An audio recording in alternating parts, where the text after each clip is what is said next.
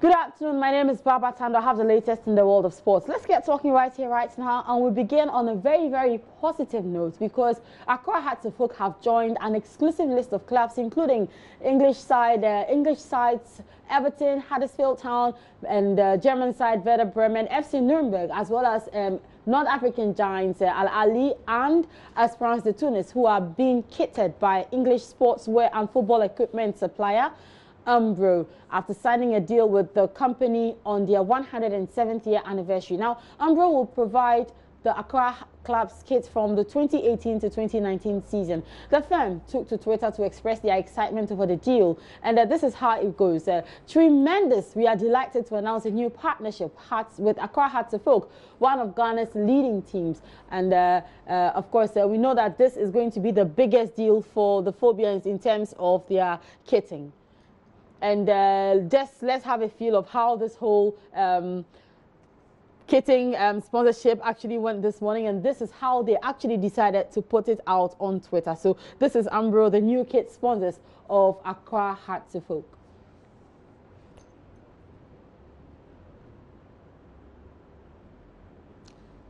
And Accra Hearts of Oak, of course, as we know, is on a mission to rebrand themselves after being in existence for 107 years. So this is what's happening with Accra Hearts of Oak. Away from that, let's do some continental issues. And the Confederation of African Football, CAF, has confirmed that the 2019 African Cup of Nations qualifier between Kenya and Sierra Leone will not take place in Nairobi this Sunday.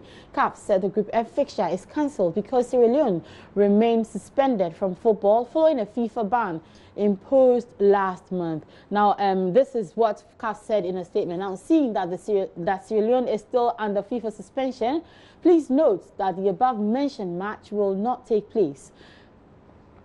The African football's governing body also called off Sierra Leone's back-to-back matches with Ghana last month and ruled out the rescheduling of games, even if the suspension is lifted. However, CAF is yet to clarify what will happen with the latest cancellation and how it will affect the qualifying group. The status of the group will be communicated later on once the competent body takes a final decision in this regard. And this is also according to CAF. Kenya are leading the group with 7 points, while Ghana, Ethiopia and Sierra Leone have 3 points each.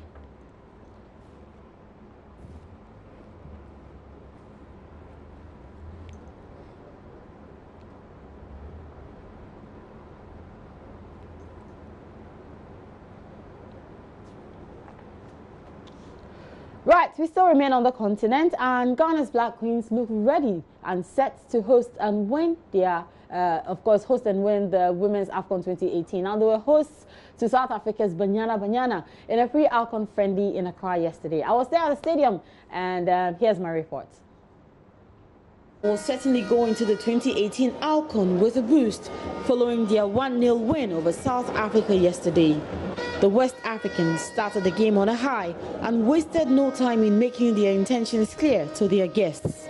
Breaking through the defense of the visitors was quite difficult, but the determination, dexterity and perseverance on the part of the Black Queens ensured that they enjoyed more possession, resulting in the 21st minute goal from a header by striker Samira Suleiman, who connected from a corner kick by instrumental captain Elizabeth Ado.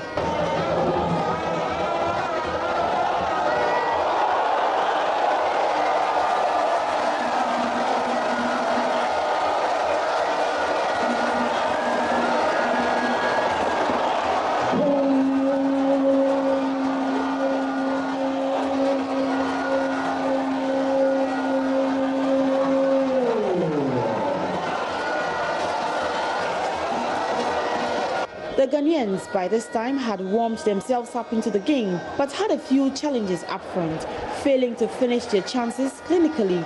The South Africans returned from recess with a lot of speed and threatened Ghana's defense on numerous occasions, catching them on the break at every opportunity. But that did not yield the Banyana any results.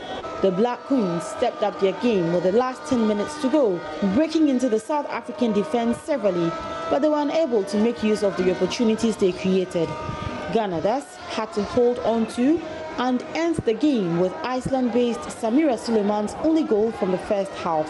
Some fans who watched the game believe if the Ghanaians will work on certain aspects of their game, the host and win agenda will be kept alive. We have to put 1 or 2 measures in place to strengthen our defense and the attacking machinery. I think the midfield is perfect. I would say I was highly impressed about the game, especially when the coach made some changes. The number 9 and the number 14. I was highly impressed. So with this performance, what's your expectation of them in the tournament? Oh, I would say our agenda is alive. The host and win is going to happen. Today, I'm so glad and happy about what I saw today. If they will continue doing like that, I think we can reach somewhere. And then my problem is that our team, they are small, and they take the ball. That thing is too much. One touch, and then we go. So we have to pray for them and the coach. But with this, do you think we can win the tournament? The tournament, let God can do. Only God can do everything. South Africa's High Commissioner to Ghana, Lulu Zingwana, was impressed with the Banyana despite their defeat. Well, I think it was a good game. I think they did very well. You must remember, Ghana is 61 years old. We are only 24. You are the firstborns. We are the lastborns of Africa. So we're still learning. But I think they gave the Black Queens a good run for their money. Ghana will begin their ALCON campaign on Saturday, November 17 at 3:30 p.m. local time at the Accra Sports Stadium against North Africans Algeria. Tickets are already up for sale at 5 Ghana cedis. And with that, fans get to see the second Group A game between West African giants Mali and Cameroon for free, also at the same venue.